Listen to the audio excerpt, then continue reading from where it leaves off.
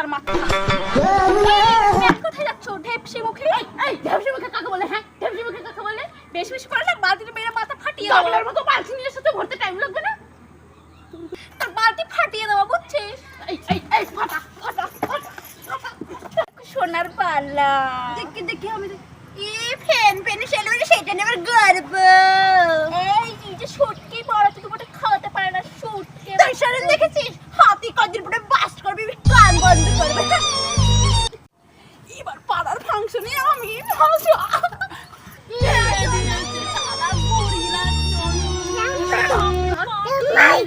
এবার না চোষাতে